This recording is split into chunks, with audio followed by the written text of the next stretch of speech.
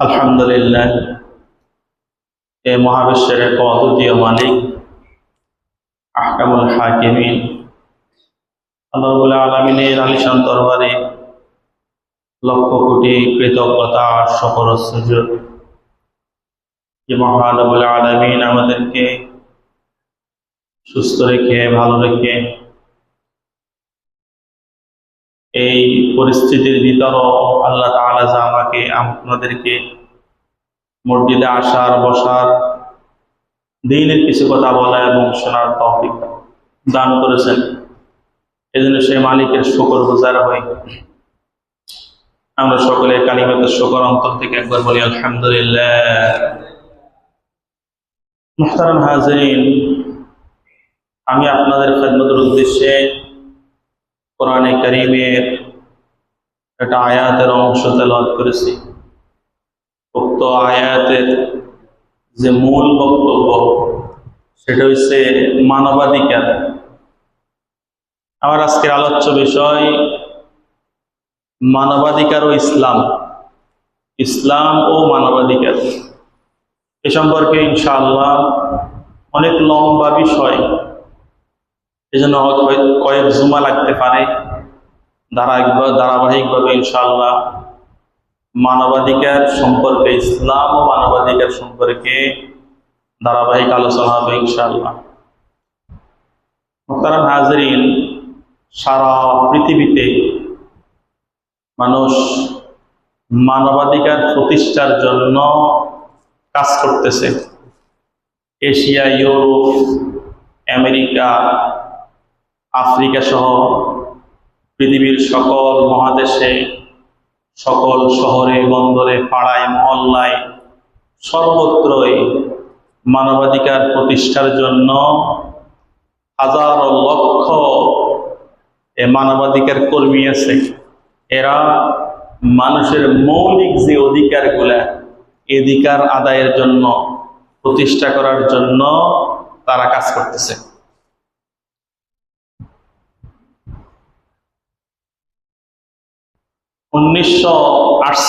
ইংরেজি সালে জাতিসংঘ সর্বপ্রথম মানবাধিকার সনদ তারা গ্রহণ করে। এই মানবাধিকার যে সংস্থা, এটা প্রতিষ্ঠিত হয় কখন? 1948 সালে।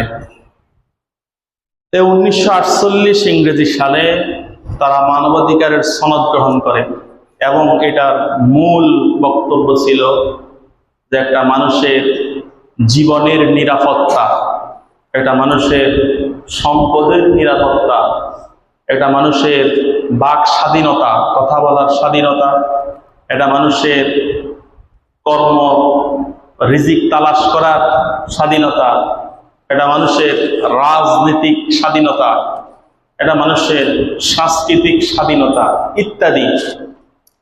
এইসব বিষয়ে নিয়ে তারা 1948 সাল থেকে কাজ করে যাইতেছে। এই পর্যন্ত কে? মানবাধিকার সংস্থা কাজ করে যাইতেছে। তবে তাদের এই দাবিগুলা, তাদের এই কাজগুলো, এটা মৌখিক। এটা কি বলেন? মৌখিক। এটা তারা সারা পৃথিবী ব্যাপী এটা তারা কাজে প্রমাণিত করতে দেখাইতে পারে নাই। এটা ব্যর্থ। মানবাধিকার সংস্থা কি বলেন? এরা ব্যর্থ। এরা মৌখিকভাবেই মানবাধিকারের স্লোগান উঠায়, কিন্তু এরা বাস্তবে এটা কাজে পরিণত করে দেখাইতে কি করে নাই? পারে নাই। কিন্তু এই 1948 ইংরেজি সালে তো মানবাধিকার সংস্থা প্রতিষ্ঠা হয়েছে, শুরু হয়েছে। এরও বহু আগে, প্রায় 1400 বছর আগে মানবতার মুক্তির দিশারি জনাবে মুহাম্মদ মুস্তাফা সাল্লাল্লাহু আলাইহি ওয়াসাল্লাম মানবতার ধর্ম ইসলাম নিয়ে যখন আসছেন, এই ইসলামে মানুষের মৌলিক যত অধিকার আছে, সমস্ত অধিকার রাসূলুল্লাহ সাল্লাল্লাহু আলাইহি সাল্লাম শুধু মৌখিকভাবে বলছেন এরকম না, বরং রাসূল তা বাস্তবে পরিণত করে দেখাইয়া দিয়েছেন। সুবহানাল্লাহ বলেন না? রাসূল বাস্তবে পরিণত করে দেখাইয়া দিয়েছেন। এবং যারা এখন এই মানবতার স্লোগান উঠায়, এদের মানবতা সংকীর্ণ আকারের, সীমিত আকারের। কিন্তু ইসলাম এবং মানবাধিকার, ইসলামে মানবাধিকারের এটা অনেক ব্যাপক, এটা অনেক কি বলেন ব্যাপক। অর্থাৎ একটা মানুষের জন্ম থেকে নিয়ে মৃত্যু পর্যন্ত, কোথেকে কোন পর্যন্ত, এটা মানুষের জন্ম থেকে নিয়ে মৃত্যু পর্যন্ত এই ইসলামে যে মানুষের অধিকার, মানবাধিকারের কথা বলছে, এটা অনেক ব্যাপক। এই জন্য মুহতারাম হাজিরিন, ইসলামে মানবাধিকার কি, তাদের মানবাধিকার তো আমরা দেখতেছি এবং এটা ব্যাখ্যা বিশ্লেষণ হবে ইনশাআল্লাহ ধারাবাহিকভাবে, কয়েক জুমা লাগবে। ইসলামে মানবাধিকার কি এ সম্পর্কে আপনাদেরকে সংক্ষিপ্ত আকারে ধারাবাহিকভাবে বলার চেষ্টা করব ইনশাআল্লাহ। মুহতারাম হাজিরিন, অধিকার দুই প্রকার। বলেন, অধিকার কয় প্রকার? দুই প্রকার। হকুল্লাহ, হকুল ইবাদ। হকুল্লাহ আল্লাহর হক বা আল্লাহর অধিকার, হকুল ইবাদ বান্দার হক অথবা বান্দার অধিকার। কি বলছি বলেন, অধিকার কয় প্রকার? দুই প্রকার। ইসলামী শরীয়তে অধিকার দুই প্রকার, এটা হচ্ছে হকুল্লাহ আল্লাহর অধিকার বা আল্লাহর হক, আর একটা হকুল ইবাদ বান্দার অধিকার বা বান্দার হক। প্রথম হচ্ছে হকুল্লাহ বা আল্লাহর হক বা আল্লাহর অধিকার। আল্লাহর হক কি? আল্লাহর হক হইল একটা মানুষ আল্লাহ তাআলাকে সৃষ্টিকর্তা মানে, কাকে? আল্লাহকে সৃষ্টিকর্তা মেনে আল্লাহর প্রেরিত রসুলকে জীবন আদর্শ, শ্রেষ্ঠ জীবন আদর্শ, শ্রেষ্ঠ রসুল নবী হিসাবে মানিয়া, এরপরে আল্লাহ এবং আল্লাহ রসুল যা আদেশ করছেন তা মাথা পেতে নেই, আল্লাহ এবং আল্লাহ রসুল যা নিষেধ করছেন তা ছেড়ে দেয়। এটা যদি করে তো সে হকুল্লাহ আল্লাহর অধিকার সে রক্ষা করেছে। সুবহানাল্লাহ বলেন না? কিন্তু কোন ব্যক্তি যদি আল্লাহর হক, আল্লাহর হক কি, হকুল্লাহ কি, আল্লাহর হক বা আল্লাহর অধিকার কি? আল্লাহর অধিকার হইল আল্লাহর যত আদেশ আছে সমস্ত আদেশ মাথা পেতে মেনে নেওয়া, আল্লাহর যত নিষেধ আছে সমস্ত নিষেধকে ছেড়ে দেওয়া, কোন প্রশ্ন উত্থাপন না করা, প্রশ্ন না উঠানো, আল্লাহ কেন এটা নিষেধ করছেন না এই কথা না বলা, আল্লাহ নিষেধ করছেন ব্যাস ছেড়ে দেওয়া। আল্লাহ যা আদেশ করছেন, আল্লাহ কেন আদেশ করছেন না এই কথা না বলা, আল্লাহ আদেশ করছেন ব্যাস এটাকে মাথা পেতে মেনে নেওয়া। এটা হচ্ছে আল্লাহর হক। আল্লাহর হকের মধ্যে সর্বশ্রেষ্ঠ হক হইল রবকে সেজদা দেওয়া। বলেন হক কি? বলেন রবকে সেজদা দেওয়া, এটা সর্বশ্রেষ্ঠ হক। মাখলুক মানুষ, এটা মাখলুক মানুষ সৃষ্টি, রব খালেক, রব স্রষ্টা, আমাদের স্রষ্টাকে বলেন আল্লাহ। এজন্য মাখলুক, যে আমরা মাখলুক, আমরা আল্লাহর সৃষ্টি, আমরা গোলাম, আমাদের মালিক হলো কে? আল্লাহ। এজন্য গোলাম যে মালিককে অর্থাৎ আল্লাহকে আল্লাহ মানে, এটা যে ব্যক্তি মানে তো সে সকাল শুরু করবে সেজদা দিয়া। সুবহানাল্লাহ বলেন না? সকাল শুরু করবে কি দিয়া? সকাল শুরু করবে সে সেজদা দিয়া, দুপুর শুরু করবে সেজদা দিয়া, বিকাল শুরু করবে সেজদা দিয়া, সন্ধ্যাও শুরু করবে সেজদা দিয়া, রাত্রে ঘুমাতে যাবেও সেজদা দিয়া। সুবহানাল্লাহ। কেন? কারণ সে যে গোলাম। বলেন কারণ কি? সে যে গোলাম, আমরা যে গোলাম, এই জন্যই আমরা সকালেও সেজদা দিব, দুপুরেও সেজদা দিব, বিকালেও সেজদা দিব, সন্ধ্যাও সেজদা দিব, রাত্রেও সেজদা দিব। কেন? বলেন আমরা গোলাম। কেন? বলেন আমরা কি? আমরা গোলাম। আমাদের পরিচয় আমরা গোলাম। কার গোলাম? বলেন আমরা আল্লাহর গোলাম। এই জন্য আমরা রবকে সেজদা দিব, রবকে সেজদা দিব। যে রবকে সেজদা দেয় না, ফজরও সেজদা দেয় না, সকালও সেজদা দেয় না, দুপুরও জোহরও সেজদা দেয় না, বিকালে আসরে সেজদা দেয় না, সন্ধ্যা মাগরিবে সেজদা দেয় না, রাতে এশায় সেজদা দেয় না, সে আসলে প্রকৃতপক্ষে যদিও সে মুখে না বলে কিন্তু আসলে সে অহংকারী। আসলে সে কি বলেন? সে অহংকারী। কারণ আল্লাহ তাআলা ইবলিসকে সিজদা দেওয়ার জন্য বলছেন। ইবলিস কেন সিজদা দেন নাই? অহংকারের কারণে। কার কারণে বলেন? অহংকারের কারণে সে আল্লাহকে সিজদা দেয় নাই। এই জন্য যে মানুষ মালিক আল্লাহকে আল্লাহ মানে, রাসূলুল্লাহ সাল্লাল্লাহু আলাইহি সাল্লামকে নবী মানে, কিন্তু মালিককে সিজদা দেয় না। ফজর তার সিজদাবিহীন, জোহর তার সিজদাবিহীন, আসর তার সিজদাবিহীন, মাগরিব তার সিজদাবিহীন, এশা রাত্রে তার সিজদাবিহীন। তো সে আসলে মানুষকে যদিও বুঝায় সে মুসলমান, কিন্তু আসলে সে অহংকারী। আসলে কি সে কি বলেন? সে অহংকারী। অহংকারের কারণে সে তার মাথাকে রবের সামনে ঝুঁকাতে চায় না। আর যারা গোলাম তারা বলে না আমি গোলাম, আমার পরিচয় গোলাম, আমি আমার রবের সামনে মাথা ঝুঁকাবো। সুবহানাল্লাহ বলেন না। আল্লাহ আমাদেরকে বোঝার তৌফিক দান করুক, সকলে বলি আমিন। মুহতারাম হাজিরিন, একটা কথা না বললেই নয়, যত জাতির উপরে আযাব আসছে, আযাব আসার সাথে সাথে ওই জাতিরা সংশোধন হয়ে গেছে। কি হয়ে গেছে বলেন? সংশোধন হওয়ার চেষ্টা করছে। যেমন ফেরাউনের উপর যখন আযাব চলে আসছে, তখন ফেরাউন কি বলছে? আমি মুসার খোদার উপর ঈমান আনিলাম, বলছে না এই কথা? তাহলে আযাব যখন দেখে, তখন পাপিষ্ঠ কাফের সেও আযাব দেখিয়া ঈমানের দিকে আসে, সিজদার দিকে আসতে চায়। সিজদার দিকে কি করতে চায় বলেন? আসতে চায়।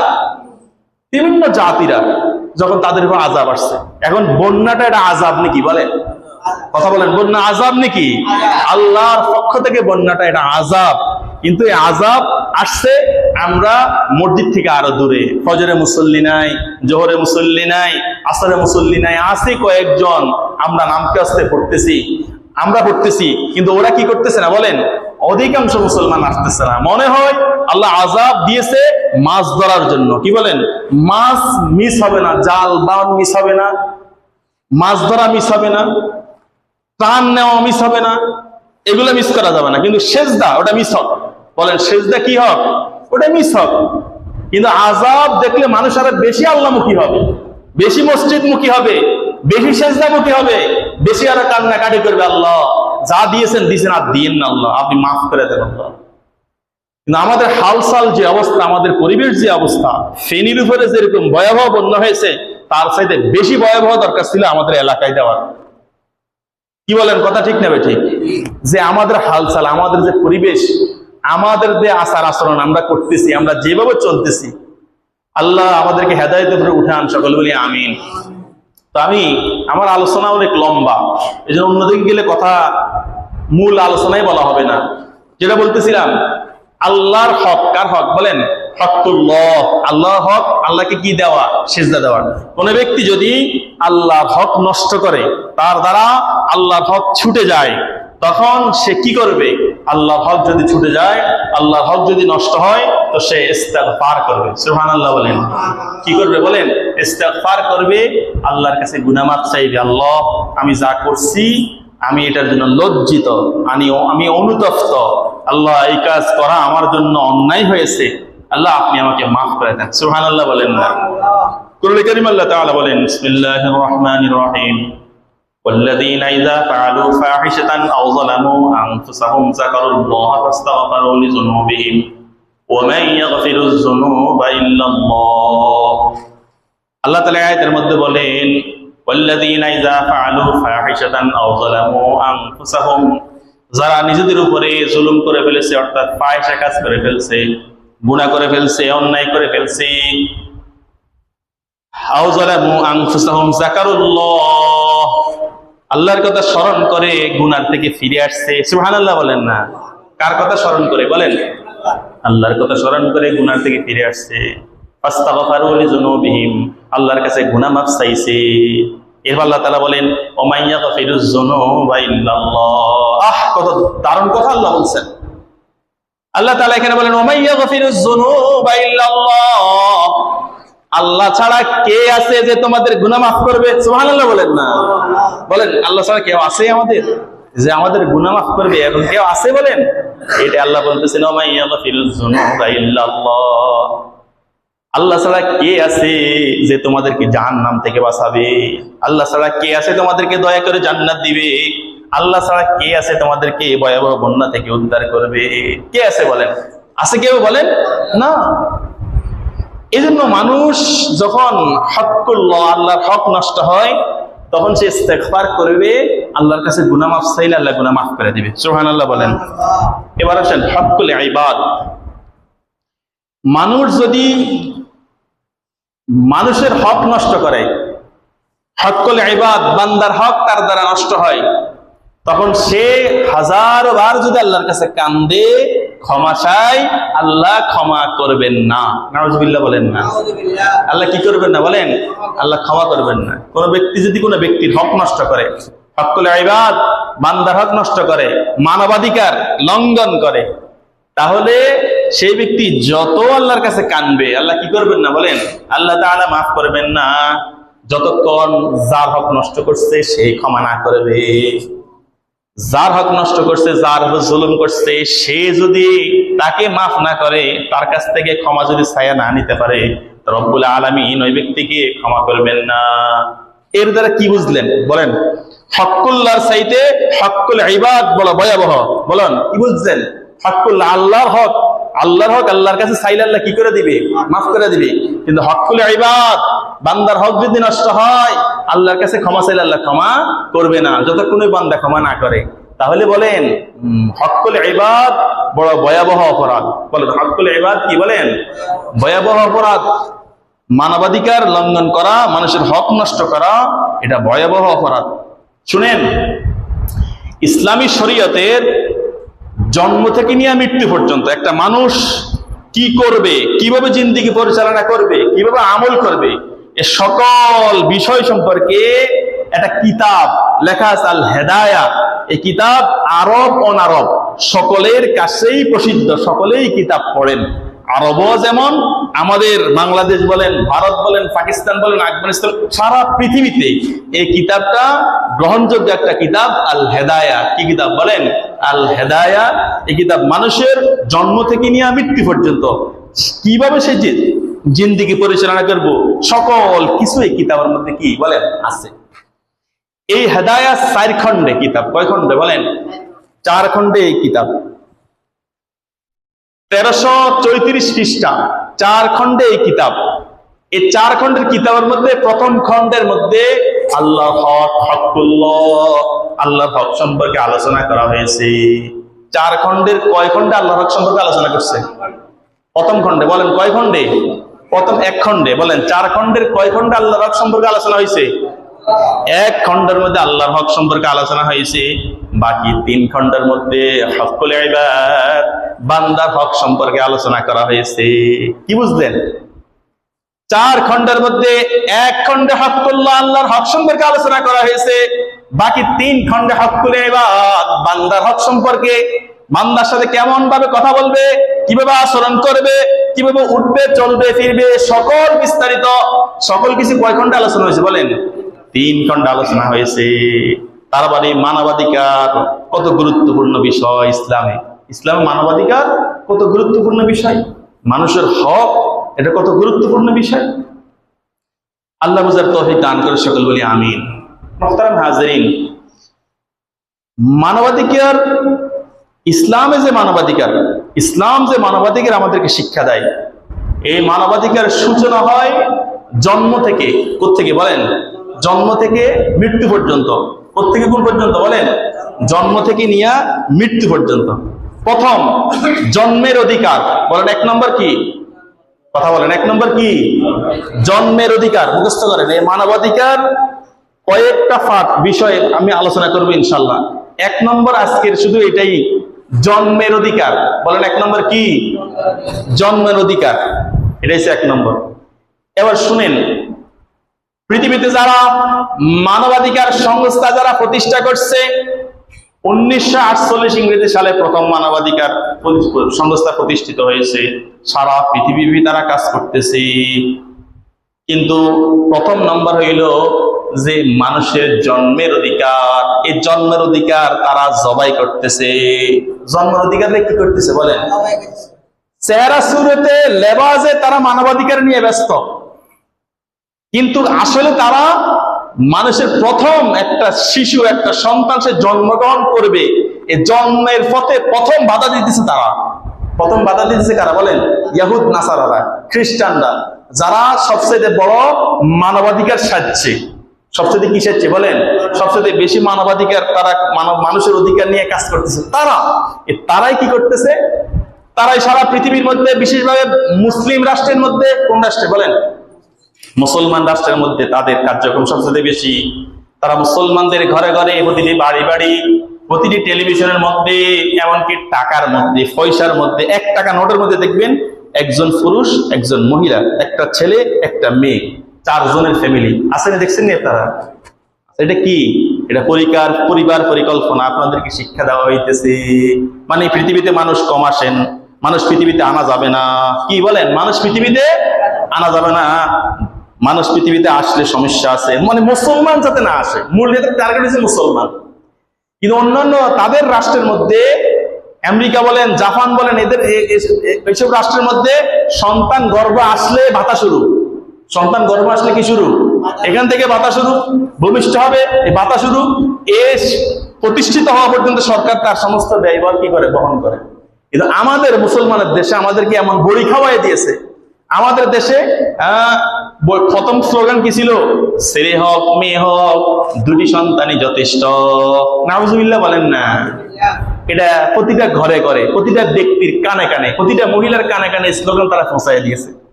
প্রতিটা মানুষের হাতে হাতে স্লোগান এই টাকার মধ্যে দিয়া পৌঁছায় দিয়েছে। কি বলতেছে? ছেলে হোক মেয়ে হোক, কয়টা সন্তান যথেষ্ট বলেন? 2টি সন্তান যথেষ্ট। এই স্লোগান তো তারা দিবে কি দিয়া?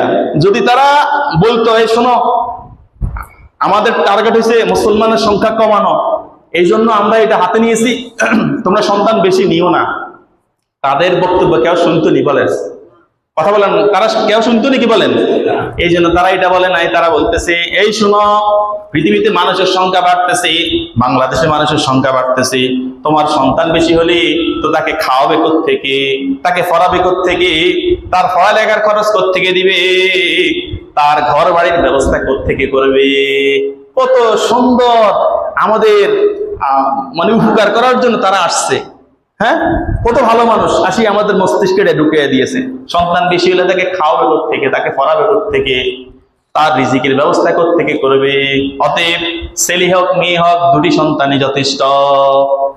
এখন এই ওষুধ পাইয়া বহু মানুষ তাদের এই মেডিসিন গ্রহণ করছে না? কথা বলেন না? বহু মানুষ তাদের মেডিসিন গ্রহণ করছে। এখন তাদের বক্তব্য কি? আগে ছিল কি? ছেলে হোক মেয়ে হোক, 2টি সন্তানই, কথা বলেন, ছেলে হোক মেয়ে হোক, 2টি সন্তানই। এখন কি বলে? এখন বলে 2টি সন্তানের বেশি নয়, 1টি হলে ভালো হয়। নাউজুবিল্লাহ বলেন না?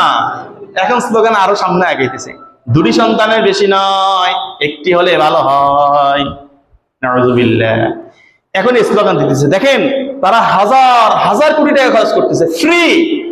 এই যে জন্ম নিয়ন্ত্রণ বড়ি বলেন, কন্ডম বলেন, ট্যাবলেট বলেন, 1 টাইম ইনজেকশন বলেন, স্থায়ী জন্ম নিয়ন্ত্রণ যে স্থায়ী পদ্ধতি আছে এগুলো বলেন, সব ফ্রি দিতেছে। কি দিতেছে বলেন? কথা বলেন না?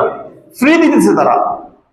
হাসপাতালে, সরকারি হাসপাতালে, ওখানে যদি আপনি স্থায়ী পদ্ধতি গ্রহণ করেন, পুরুষ হন, তো আপনাকে ফ্রি করে দিবে, সাথে একটা লুঙ্গি দিবে, কিছু টাকা, 500 না 1000 টাকা দিবে আপনাকে।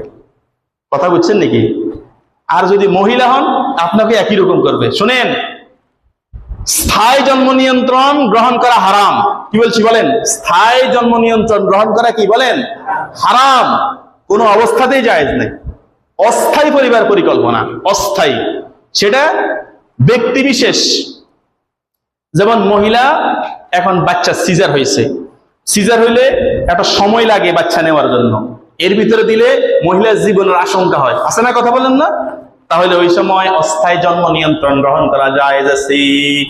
এক। দ্বিতীয়ত, সন্তান এখন আছে 1 বছর বয়স, এখন আরেকটা সন্তান আসলে এই সন্তান দুধ পাবে না, দুধ বন্ধ হয়ে যাবে, 2টা সন্তান লালন পালন করা কষ্টকর হয়ে যাবে।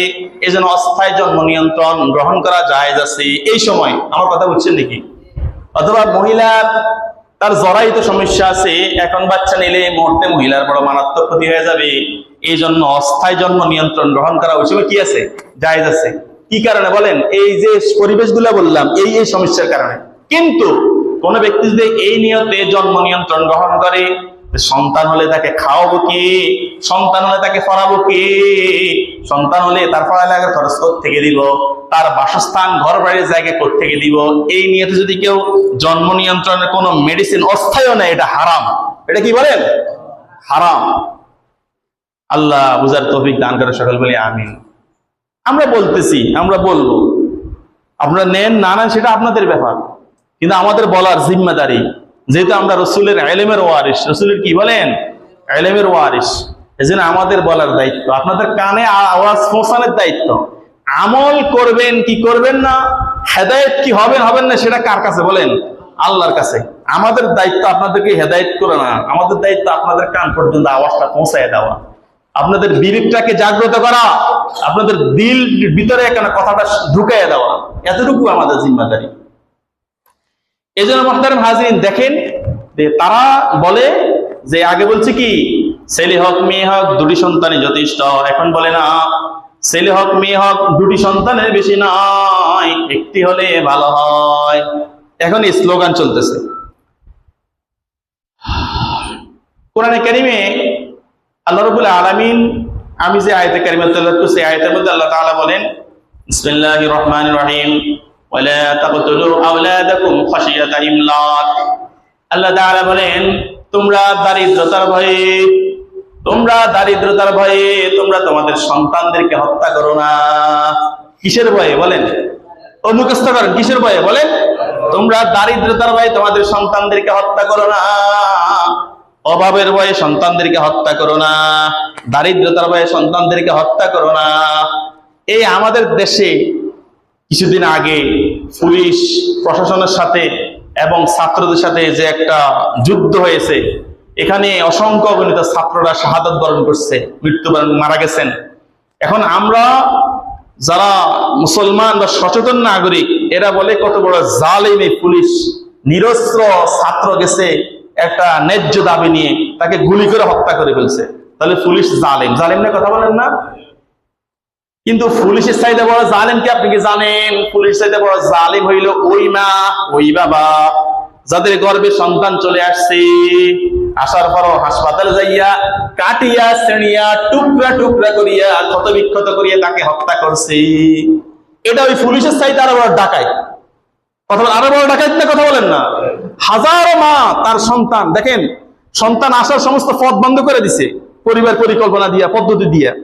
এরপরও যখন সন্তান চলে আসছে, বলতে পারে নাই চলে আসছে, সন্তানের গর্ভে চলে আসছে, জানছে, এখন এই মা এই বাবা এরা হাসপাতালে যাইয়া সন্তানকে কাটিয়া, এমআর বলে, এমআর করিয়া কাটিয়া ছিঁড়িয়া ক্ষত বিক্ষত করিয়া সন্তানকে বের করে ডাস্টবিনে ফেলে দেয়।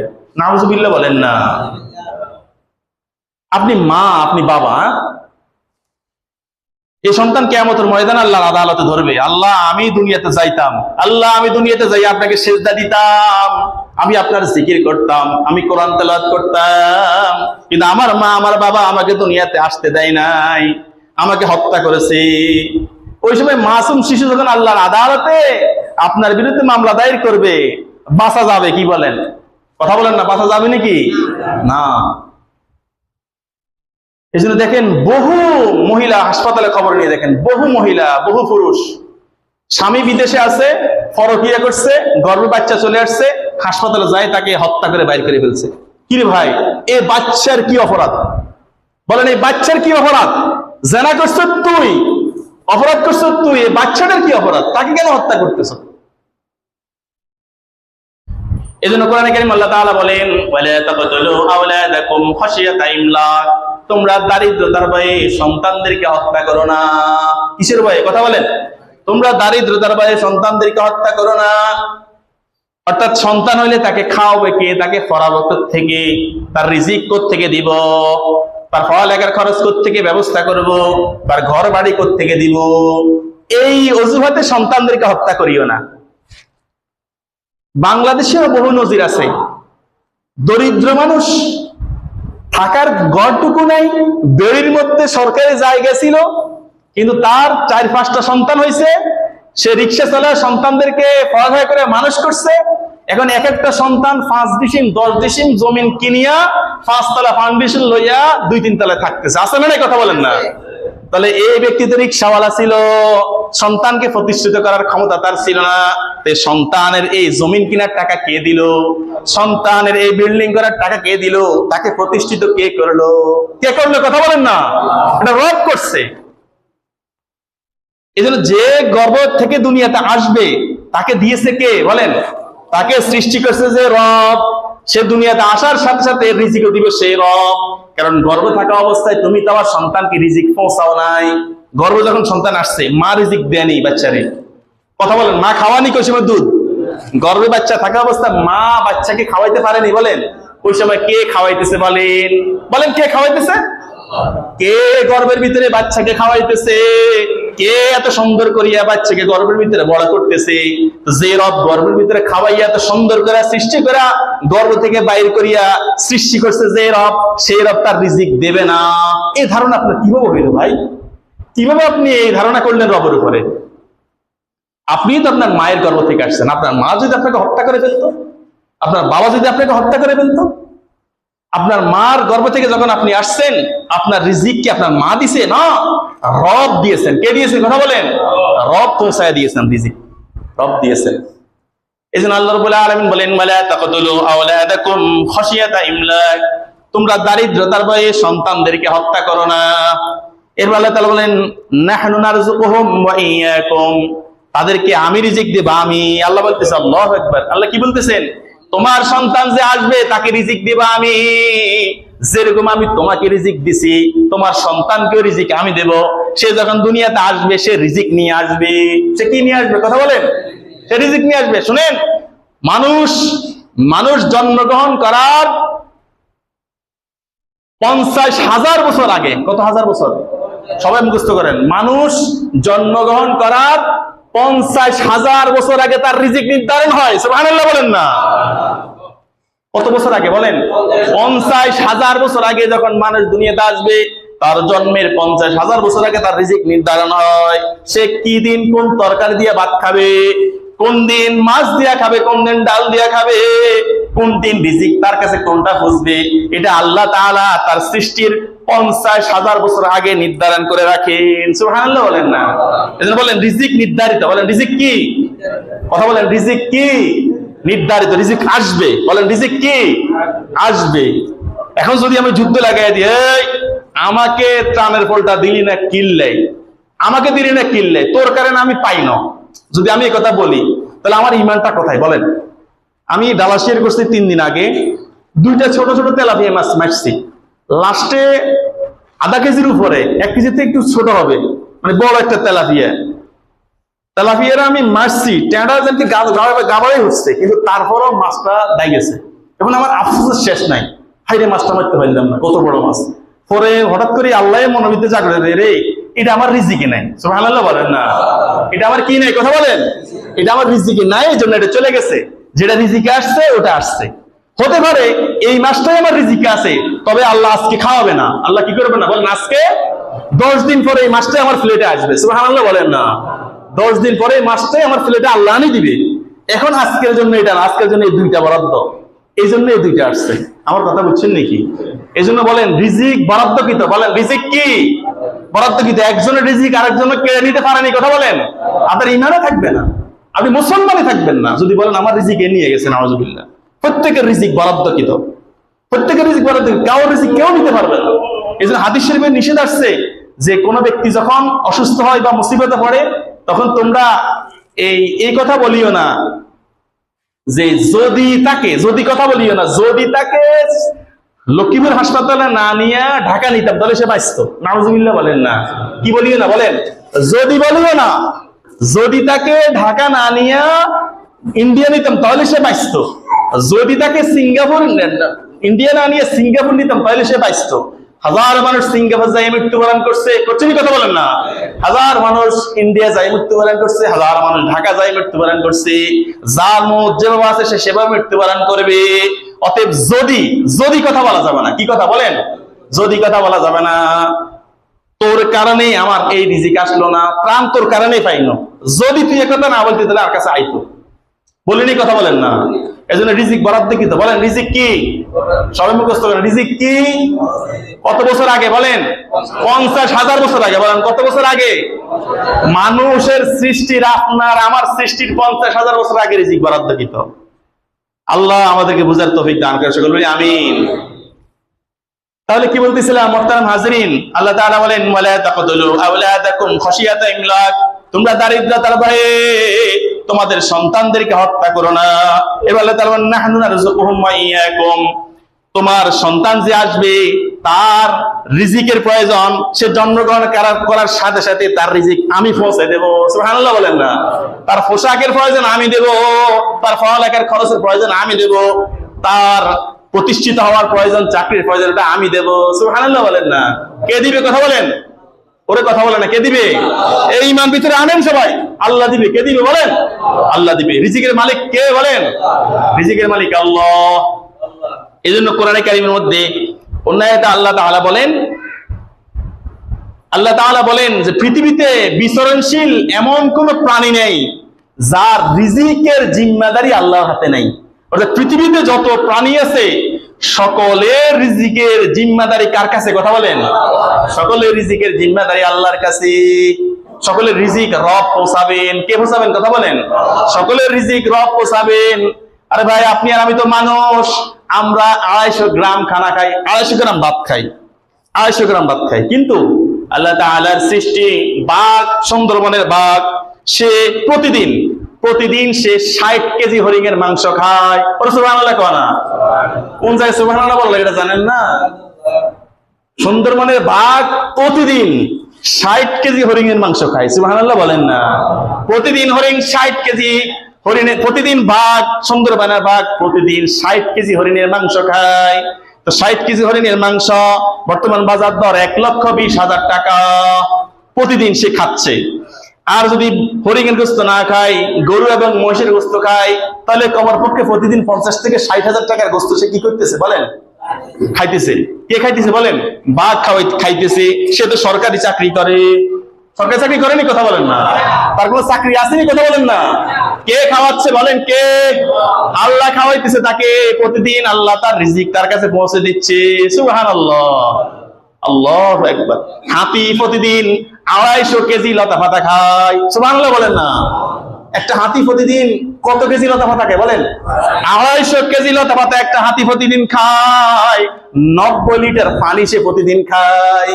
একটা তিমি, সাগরের একটা তিমি 1 লোকমায় যে পরিমাণ খাদ্য খায়, 1 লোকমা 200 জন শক্ত যুবক, 200 জন যুবক যদি গোস্ত মাছ দিয়ে পেট ভরে খানা খাইলে যতটুকু খানা খেতে পারবে, এতটুকু খানা 1 লোকমায় তিমিয়ে খায়। সুবহানাল্লাহ বলেন না?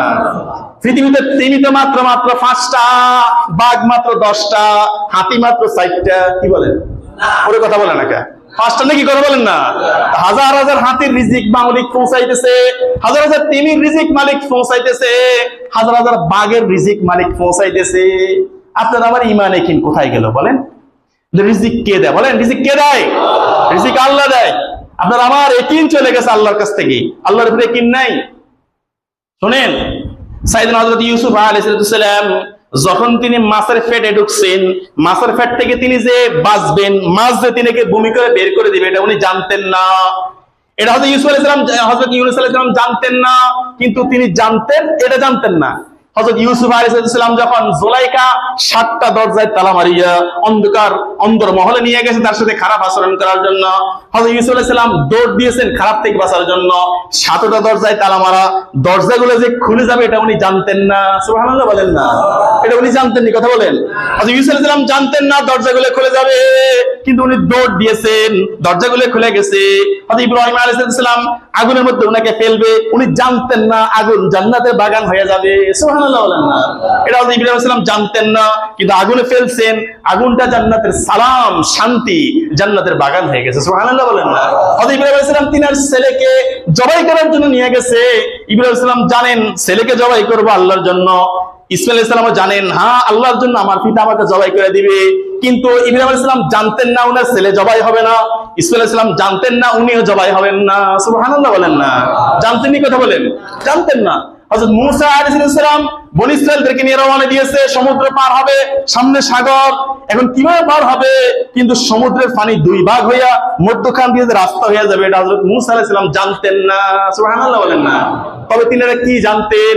যে আমাদের দয়ালু একজন রব আছে। সুবহানাল্লাহ বলেন। কি আছে বলেন?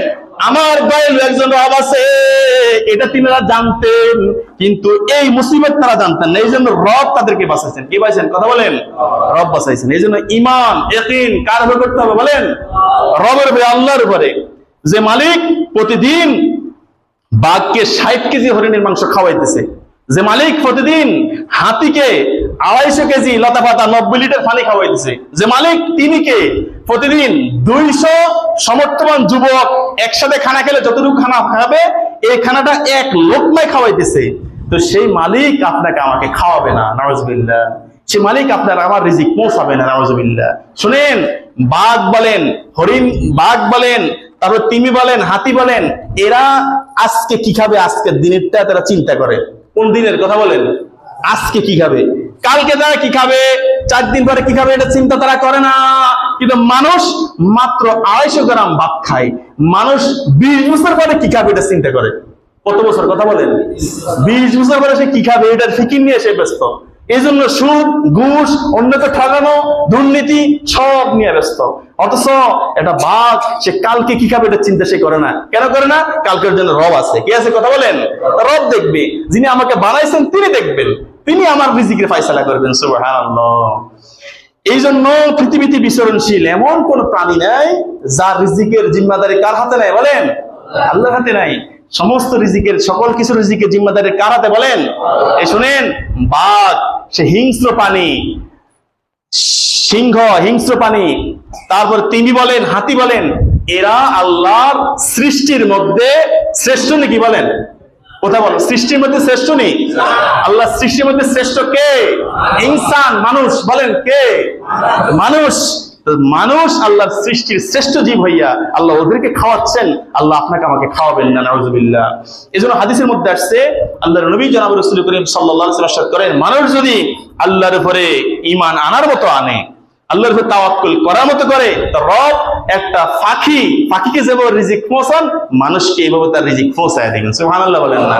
এটা পাখি খালি পেটে বাসা থেকে বের হয়, পেট ভর্তি করে বাসাতে ফিরে যায়। সুবহানাল্লাহ। এই জন্য আল্লাহর উপর ঈমান আনেন। রিজিকের মালিক কে বলেন? আল্লাহ। এই জন্য মানবাধিকার বলতেছিলাম, আমার আলোচ্য বিষয় কি বলেন? ইসলাম ও মানবাধিকার। এই মানবাধিকারের প্রথম হলো কি? মানুষের জন্মের অধিকার। বলেন প্রথম কি? কথা বলেন প্রথম কি? মানুষের জন্মের অধিকার। এটা হচ্ছে 1 নম্বর। একটা মানুষ জন্মগ্রহণ করতে চায়, এটা তার অধিকার। এই মানুষ হত্যা করা, মানুষকে পরিবার পরিকল্পনা করে মানুষকে মেরে ফেলা, বাচ্চাকে গর্ভ থেকে মেরে ফেলা, এটা মানবাধিকার লঙ্ঘন। যারা মানবাধিকারের কাজ করে সারা পৃথিবী ব্যাপী, তারা মানুষের বাচ্চাকে হত্যা করতেছে পরিবার পরিকল্পনা দিয়ে, করতেছে। কথা বলেন না। এই জন্য মানুষ যে আসতেছে তাকে আসার পথ বন্ধ করা যাবে না।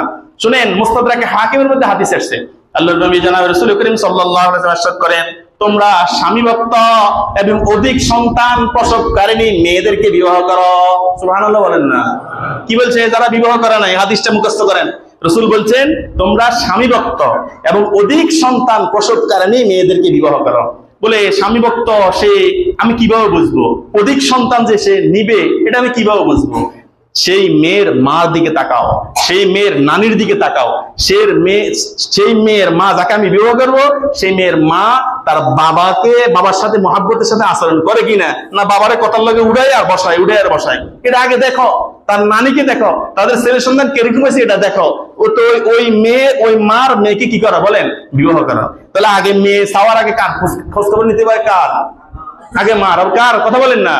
আগে মার। এই জন্য রাসূল বলতেছেন যে তোমরা বিবাহ করবা স্বামী ভক্তি, যে মেয়ে স্বামী ভক্তি করে এবং অধিক সন্তান প্রসবকারিণী মেয়ে দেখে বিবাহ করা। রাসূল বলেন, কারণ কিয়ামতের ময়দানে আমার উম্মত বেশি হবে, উম্মতের উপর আমি ফখর করব, গর্ব করব যে না আমার উম্মত বেশি। কাফেররা, ইহুদ, খ্রিস্টানরা তারা এই চ্যালেঞ্জ নিয়েছে যে না, মুহাম্মদ সাল্লাল্লাহু আলাইহি ওয়াসাল্লাম বলছেন কিয়ামতের ময়দানে তিনি উম্মতের উপর ফখর করবেন, এজন্য মুহাম্মদের উম্মত সংখ্যা বেশি হওয়া যাবে না। এই জন্য এত পরিবার পরিকল্পনা সব বাংলাদেশে। বলেন সব কোথায়? সব বাংলাদেশে পরিবার পরিকল্পনা। সবই দেশে। তাদের টার্গেট যে মুহাম্মদ কিয়ামতের ময়দানে যাতে গর্ব না করতে পারে, উম্মত বেশি নিয়ে গর্ব করতে না পারে। এখানে আমরাও তাদের কথা মতো চলবো, কি বলেন? এজন্য মানবাধিকারের প্রথম কি বলেন? মানুষের জন্মের অধিকার, বলেন মানুষের জন্মের অধিকার। আল্লাহ তাআলা আমাদেরকে আমল করার তৌফিক দান করেন ইনশাআল্লাহ। ধারাবাহিক মানবাধিকার সম্পর্কে আলোচনা হবে।